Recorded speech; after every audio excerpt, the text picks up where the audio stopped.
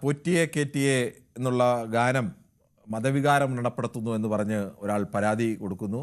ആ പരാതിയേക്കാൾ ഗൗരവമുള്ള ഒന്ന്, ആ പരാതി ഗൗരവമുള്ളതാണെന്നും അത് മതവികാരം വ്രണപ്പെടുന്ന പാട്ടാണെന്നും ഒക്കെ CPM-ന്റെ പത്തനംതിട്ട ജില്ലാ സെക്രട്ടറിയും ദീർഘകാലം MLA യുമായിരുന്ന രാജു എബ്രഹാം അഭിപ്രായം പറയുന്നു. ഈ വിഷയമാണ് നമ്മൾ ചർച്ച ചെയ്തുകൊണ്ടിരിക്കുന്നത്.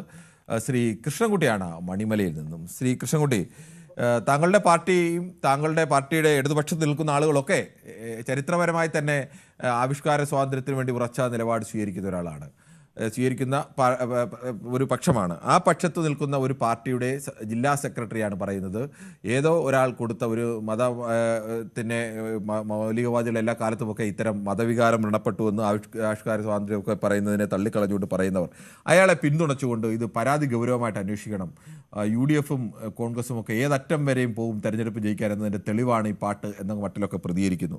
ഇങ്ങനെയുള്ള ഒരാൾ പറയുന്നത് ഇടതുപക്ഷ നിലപാടാണോ? നമസ്കാരം. നമസ്കാരം. ഞാനും ആ പാട്ട് കേട്ടിട്ടുണ്ട്. അതൊരു തമാശ പാട്ടായിട്ടേ കണക്കാക്കിയിട്ടുള്ളൂ. പക്ഷെ ഇവിടുത്തെ വിഷയം ഈ പാട്ടിനെ പറ്റി പരാതി പറഞ്ഞത് ശബരിമല തിരുവാഭരണ പാത സംരക്ഷണ സമിതി എന്ന് പറഞ്ഞിട്ട് ഒരു സമിതിയുണ്ട്. അത് സംഘികളുടെ സംഘടനയാണെന്നാണ് എനിക്ക് തോന്നുന്നത്. അവരിൽ ആരോ ആണ് ഈ പരാതിയായിട്ട് മുന്നോട്ട് പോയത്. അപ്പൊ ഈ രാജീവ് അബ്രഹാം എന്ന് പറയുന്ന ആള് ആ ഏരിയയിലുള്ള ആളാണ് തന്നെയാണ്, അതേ ജില്ലയിൽ തന്നെയുള്ളത്, പത്തനംതിട്ട ജില്ലയാണ്. അപ്പൊ അങ്ങനെ അതുമായിട്ട് ബന്ധപ്പെട്ടിട്ടായിരിക്കണം രാജീവ് അബ്രഹാം ഇങ്ങനെ പറഞ്ഞിട്ടുള്ളതെന്നാണ് ഞാൻ മനസ്സിലാക്കുന്നത്. പക്ഷെ ഇത് എങ്ങനെയാണ് ഈ മതവികാരത്തെ വ്രണപ്പെടുത്തുന്നത് നോക്കിയാല്, പണ്ട് ഈ സാംബശിവൻ എന്ന് പറഞ്ഞ കാഥികൻ കേരളത്തിലെ അമ്പലങ്ങൾ മുഴുവൻ നടന്ന് കഥാപ്രസംഗം പാടിയിട്ടുണ്ട്, കഥാപ്രസംഗത്തിൽ പാട്ട് പാടിയിട്ടുണ്ട്. അതിലൊരു പാട്ട് ഇങ്ങനെയായിരുന്നു: ഇഷ്ടമില്ലെങ്കിൽ ഞങ്ങളെ തട്ടാൻ ചക്രായുധം നിന്റെ കയ്യിലുള്ളപ്പോൾ പട്ടാളം കാട്ടുവേണോ പോലീസ് കൂട്ടുവേണോ എന്നൊരു പാട്ട് സാംബശിവൻ കേരളത്തിലെ അമ്പലങ്ങളെല്ലാം നടന്ന് പാടി. അന്നൊന്നും ആരുടെയും മതം ഇടപെട്ടില്ല. പണ്ട് ഏറ്റുമാനൂർ അമ്പലത്തിൽ വലിയ മോഷണം നടന്നു. ആ മോഷണത്തിന്റെ പിന്നിൽ കോൺഗ്രസ്സുകാരനായിരുന്നു. അന്ന് ഭരിക്കുന്നത് EK നായനാരായിരുന്നു മുഖ്യമന്ത്രി. അതെല്ലാം കഴിഞ്ഞ് ഈ കാര്യങ്ങൾ ചർച്ചയ്ക്ക് വന്നപ്പോ നായനാർ ചോദിച്ച ചോദ്യമുണ്ട്: ദൈവത്തിന് എന്തിനാടോ പോലീസ് കാവലെന്ന്? അങ്ങനെ ഒരു ചോദ്യം ചോദിച്ചിരുന്നു. അന്ന് ഇതുപോലെ കുറെ ഈ കുഴപ്പങ്ങളൊക്കെ ഉണ്ടാക്കി.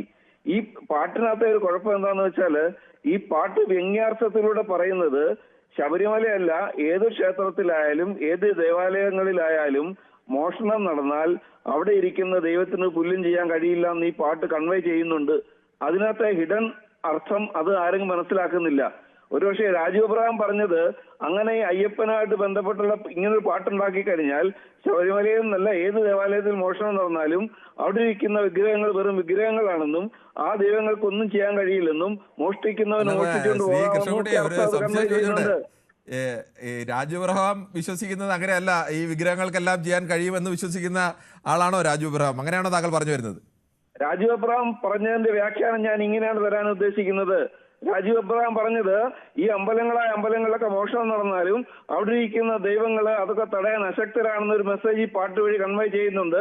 അതാണ് ശരിക്കും ഈ പറഞ്ഞ ഭക്തരുടെ വികാരങ്ങളെ വ്രണപ്പെടുത്തുന്നത്. ഏത് ഹിന്ദു ഭക്തരായാലും ക്രിസ്ത്യൻ ഭക്തരായാലും അതാണ് ഇതിലൂടെ വെളിപ്പെടുന്നത്. എന്തായാലും ശ്രീകൃഷ്ണൻകുട്ടി, ഇമ്മട്ടിലുള്ള അത്യപാരമായ വ്യാഖ്യാനങ്ങൾ ഇനിയും താങ്കളുടെ പക്കലുണ്ടോ? എന്നെ പറയാൻ ചോദിച്ചാൽ കൂടുതൽ പറയും. ശരി, പറഞ്ഞോളൂ. ഇത്തരം വ്യാഖ്യാനങ്ങൾ കേൾക്കാൻ തന്നെ രസമുണ്ട്. ഞാൻ സ്കൂളിൽ പഠിച്ച കാലത്ത് ഒരു കവിത ഉണ്ടായിരുന്നു, കബീർദാസിൻ്റെത്. നിങ്ങളൊക്കെ പഠിച്ചിട്ടുണ്ടെന്ന് അറിയില്ല. എന്താണെന്ന് കവിത പറയുന്നതെന്ന് വെച്ചാല്, ഒരു കല്ലിനെ പൂജിച്ചാൽ സ്വർഗരാജ്യം കിട്ടുമെങ്കിൽ ഒരു മലയെ തന്നെ പൂജിക്കാൻ ഞാൻ തയ്യാറാണെന്ന് കബീർദാസിന്റെ കവിത ഞങ്ങൾ പഠിച്ചതാണ്. അത് ഹിന്ദിയിലായിരുന്നു. കബീർദാസിന്റെ ദോഹകളിൽ ഒരെണ്ണമായിരുന്നു. നിങ്ങളൊക്കെ ഇത് പഠിച്ചിട്ടുണ്ടോ? ഇപ്പൊ ഒന്നും ചേർക്കാൻ സമ്മതിക്കില്ല. ഇങ്ങനെ കവിത ഇപ്പൊ സ്കൂളിലോ കോളേജിലെ പാഠപുസ്തകത്തിൽ ചേർക്കാൻ ആരെങ്കിലും സമ്മതിക്കുമോ? ഇവിടുത്തെ മതവ്യാപാരികൾ. അതൊന്നുമല്ല നമ്മുടെ ചോദ്യം, ഒരു സംശയം. ഇങ്ങനെയൊക്കെ ഒരു താങ്കൾ പറഞ്ഞതുപോലെ ഏത് ആശയക്കാരനാണ് പരാതി കൊടുത്തതെന്നൊക്കെ വ്യക്തം സമ്മതിച്ചു. താങ്കൾ പറയുന്ന അർത്ഥത്തിലായാൽ പോലും രാജു അബ്രഹാം പറഞ്ഞത് ഇത് മതവികാരം വ്രണപ്പെടുത്തുന്നതാണ്. അയ്യപ്പനെ കുറിച്ചുള്ള ഈ പാട്ട് കേട്ട് വ്യസനത്തോടു കൂടിയാണ് കേട്ടത്. അത് ഗൗരവമായി ആ പരാതി അന്വേഷിക്കണം. അങ്ങനെ ഒരു മതമൗലികവാദി, താങ്കൾ പറഞ്ഞാണെങ്കിൽ സംഘിയായ ഒരാൾ കൊടുത്ത പരാതിക്ക് പിന്തുണയുമായി നിൽക്കുന്നത് CPM-ന്റെ ജില്ലാ സെക്രട്ടറിയാണ്. അതിൽ എന്ത് രാഷ്ട്രീയമാണ്, എന്ത് സന്ദേശമാണ് നൽകുന്നത്? അവിടെയാണ് ചോദ്യം. CPM-ന്റെ രാജീവ് അബ്രഹാം പറഞ്ഞത് എന്താന്ന് വെച്ചാല്, പത്തനംതിട്ട ജില്ലയിലാണ് രാജീവ് അബ്രഹാം ഉള്ളത്. ഈ ശബരിമല ക്ഷേത്രമുള്ളതും പത്തനംതിട്ട ജില്ലയിൽ തന്നെയാണ്. അപ്പൊ അവിടെ ലക്ഷക്കണക്കായ ആളുകളാണ് വരുന്നത് ഓരോ വർഷവും. അങ്ങനെയുള്ള അമ്പലത്തിൽ ഇങ്ങനെയൊക്കെ നടക്കുന്നു എന്നുള്ള രീതിയിൽ ഡൽഹിയിൽ വരെ പോയി പാട്ട് പാടി കഴിഞ്ഞാൽ അത് ലോകമെമ്പാടുമുള്ള ഭക്തരെ എങ്ങനെ ബാധിക്കും എന്നുള്ളതാണ് വിഷയം.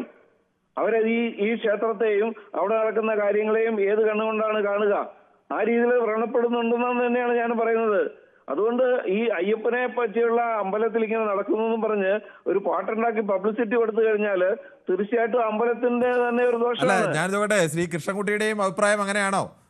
ഇങ്ങനെ ഈ ഞാൻ പാട്ട് പറഞ്ഞ ഇത് അമ്പലങ്ങളുടെ എല്ലാം ഈ പാട്ട് കേട്ടുകൊണ്ട് കൊണ്ട് ക്ഷേത്രങ്ങളിലെ ഈ വിഗ്രഹങ്ങൾക്ക് ശക്തിയില്ല എന്ന് തോന്നും എന്നുള്ള ഒരു വ്യാഖ്യാനം, അത് ഇതുവരെ എനിക്ക് തോന്നുന്നു ഇങ്ങനെ ഒരു വ്യാഖ്യാനം ഇതുവരെ കേട്ടിട്ടില്ല. താങ്കൾക്ക് ഓരോരുത്തർക്കും അവരവരുടെ രീതിയിൽ വ്യാഖ്യാനിക്കാം. അയ്യോ, നമ്മൾ ഈ കാര്യങ്ങളെ പറ്റി കൂടുതൽ ചിന്തിക്കുമ്പോഴാണ് ചിന്തിക്കുക. ഇപ്പൊ നോക്കൂ, ശ്രീനാരായണ ഗുരു ദൈവദശകം എന്നൊരു കവിത എഴുതിയിട്ടുണ്ടല്ലോ. അതിന് പകരമായിട്ട് സഹോദരൻ അയ്യപ്പനെ എഴുതിയ എന്താണ്? സയൻസ് ദശകമല്ലേ എഴുതിയത്? അപ്പൊ ഒരു കാര്യത്തിനെ പല ആംഗിൾ കൂടെ കാണാൻ പറ്റും. ഈ ലോകം മുഴുവനുള്ള അപ്പൊ താങ്കൾ പറയുന്നത് ശ്രീ രാജു അബ്രഹാം പറഞ്ഞ മതവികാരം മരണപ്പെടുമെന്നുള്ളത് ഇടതുപക്ഷ നിലപാടാണ്, ഒരു വ്യാഖ്യാനമാണ്, ആ നിലപാട് അംഗീകരിക്കണം എന്നാണ് താങ്കൾ പറയുന്നത്? ഞാൻ ഈ പറഞ്ഞ വ്യാഖ്യാനം അതിന്റെ അർത്ഥം ഇങ്ങനെയാണ് ഞാൻ മനസ്സിലാക്കുന്നത്. ലോകമെമ്പാടുമുള്ള ഭക്തര് വരുന്ന ഒരു സ്ഥലത്ത് ഇങ്ങനെ ഒരു കാര്യം നടന്നു എന്ന് പറയുന്നത്, പരസ്യം കൊടുക്കുന്നത് അതിന്റെ നിലനിൽപ്പിനെ തന്നെ ബാധിക്കും. ആ രീതിയിൽ അങ്ങനെ ഒരു ചെയ്യാൻ പാടില്ല. സംഭവം അവിടെ ഉണ്ടാവാതെ തടയുക എന്നുള്ളതല്ലേ അവരുടെ ഉത്തരവാദിത്തം. അല്ലാതെ ഉണ്ടായി കഴിഞ്ഞ് പറയുന്നതാണോ കുഴപ്പം? കക്കുന്നതാണോ പ്രശ്നം? മോഷണത്തെ കുറിച്ച് പറയുന്നതാണോ പ്രശ്നം? സംഭവം തടയാനുള്ള കാര്യങ്ങളൊക്കെ അവിടെ ചെയ്തുകൊണ്ടിരിക്കുന്നുണ്ട്. പക്ഷെങ്കിൽ സംഭവിക്കുന്നത് എന്താണ്? പണ്ട് ഗുരുവായൂരപ്പന്റെ 3 തിരുവാഭരണങ്ങൾ മോഷണം പോയി. അതിൽ ഒരെണ്ണേ തിരിച്ചു കിട്ടിയുള്ളൂ, ബാക്കി 2 ഇനിയും തിരിച്ചു കിട്ടിയിട്ടില്ല. അന്നും മുഖ്യമന്ത്രിയായിരുന്നത് കെ കരുണാകരനെതിരെ അന്നും ഇതുപോലെ ഒരു പാരഡി ഉണ്ടായിരുന്നല്ലോ. അദ്ദേഹത്തിന്റെ ആരാണ് മോഷ്ടിച്ചെന്ന് പറഞ്ഞ് പ്രശസ്തമായ ഒരു ഗാനത്തിന്റെ പാരഡി കെ കരുണാകരനെതിരെ ഉണ്ടായിരുന്നല്ലോ. എന്തോ ചെപ്പ് തുറന്നു നോക്കിയാൽ അവിടെ കാണാം അവിടുത്തെ മണിമാല എന്നൊക്കെ പറഞ്ഞ് പാട്ടുണ്ടായിരുന്നല്ലോ. അന്നൊന്നും കരുണാകരനും ഗുരുവായൂർ ഭക്തരും ആരും അവരുടെ ഒന്നും മതവികാരം വ്രണപ്പെട്ടതായി ആരും പറഞ്ഞിട്ടില്ല. ഞാൻ പറഞ്ഞ അതല്ല. ഏറ്റവും ഭക്തനായ ഗുരുവായൂർ ഭക്തനായ ശ്രീ കെ കരുണാകരൻ മുഖ്യമന്ത്രി ആയിരിക്കുമ്പോ അവിടെ നടന്ന മോഷണം തടയാനോ ശ്രീ കൃഷ്ണൻകുട്ടി, അതൊന്നുമല്ല വിഷയം. ഞാനിപ്പോൾ താങ്കളുടെ വ്യാഖ്യാനമൊക്കെ സംഭവിച്ചു, അതെല്ലാം സംഭവിച്ചു. താങ്കൾക്ക് ആ അഭിപ്രായത്തോട് തന്നെയാണല്ലോ യോജിപ്പ് ഇപ്പോഴും ഉള്ളത്? ഈ മതവികാരം വ്രണപ്പെടുന്നു എന്നുള്ള അഭിപ്രായം താങ്കൾക്കുണ്ടോ? മതവികാരം വ്രണപ്പെടുന്നത് ഏതർത്ഥത്തിലാണെന്ന് ഞാൻ ഏതർത്ഥത്തിലായാലും അങ്ങനെ ഒരു മതവികാരം വ്രണപ്പെട്ടു എന്നുള്ള അഭിപ്രായം താങ്കൾക്കുണ്ടോ? അയ്യപ്പനുമായിട്ടോ ഏത് ദേവാലയമായോ ബന്ധപ്പെട്ട് അതിനെ ബന്ധപ്പെടുത്തി ഒരു പാരടിപ്പാട്ട് ഉണ്ടാക്കാൻ പാടില്ല എന്ന് തന്നെയാണ് എന്റെ അഭിപ്രായം. ശരി, ഓക്കെ. എന്തായാലും ഞാൻ ഇത്രയും കാലം കരുതിയത് താങ്കളൊരു ഇടതുപക്ഷക്കാരനാണ് എന്നാണ്. എന്നാലും കുഴപ്പമില്ല, താങ്കളുടെ ചിന്താഗതി അങ്ങനെ പാരടിപ്പാട്ടുകൾ ഉണ്ടാക്കുന്നത് ഏത് മതവികാരും പാരടിപ്പാട്ടുകൾ പാടില്ല എന്നുള്ളത്